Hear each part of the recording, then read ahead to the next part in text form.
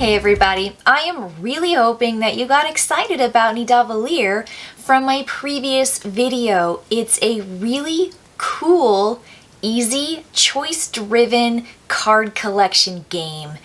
Again, the artwork is so rich and beautiful. You are going to be seeing some of the images from the brand new cards and elements that come with the expansion for Nidavellir, which is Thingvellir. So this is an expansion, so you need the base game. But here's why I'm so excited about this expansion. It makes the choice and the strategy in Nidavellir even more. And that was the thing I liked about the game in the first place. So first off, if you haven't checked out that video where I lay down the 3 things that I like about Nidavellir, go check it out.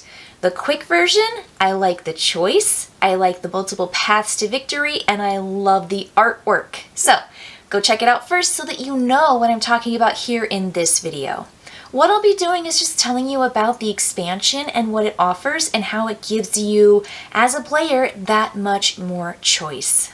The first thing this expansion offers players is another location to go to if you're the lead player, meaning if you bid the highest number coin for that particular round. There are 3 rounds in the game. You've got the top, the middle, and the bottom. Those are the 3 different taverns. So if you are the highest bidder for any of those particular rounds, you can take a card from the tavern, which is fine, that's the way the base game plays, or you can take a card from the camp.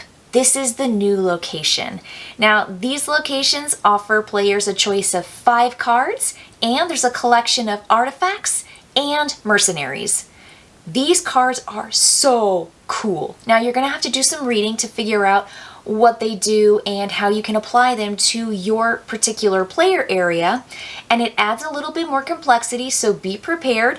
The game itself in the rulebook for Thingvellir says this could be confusing. This edition is going to definitely up the level of gameplay. So if you think maybe Nidavellir is a little bit too easy and you want a challenge, that's one reason to take a look at this expansion, because you get a brand new location with, again, new mercenaries and artifact cards. These cards work in a variety of ways, and they're so cool. So I like that. That's a really, really neat element. And of course, it has different phases. So there's the first phase of the game and the cards that come in that section.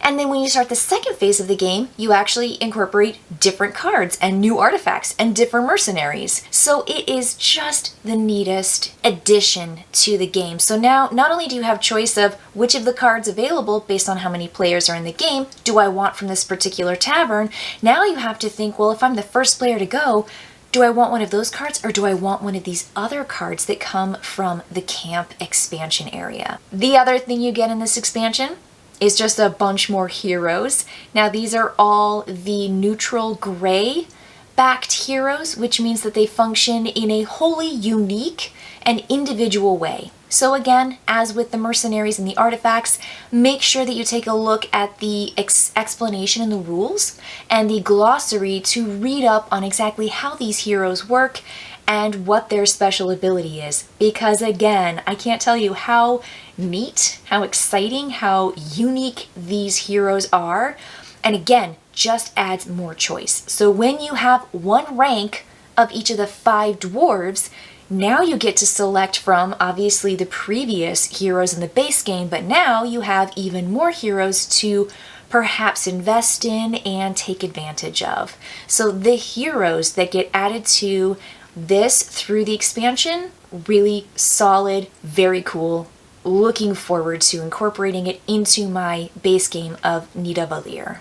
And then, just to make things easier, the game includes these little tiny cardboard chits that punch out so that you can identify what particular dwarf column that these new cards fit into if they are choose one or the other, because they might give you a choice between having a warrior and an explorer dwarf. And so you have to mark that if that column is indistinguishable otherwise. So really helpful little chits that just, again, make things easier and clarify everyone's player area equally and fairly. So I like that.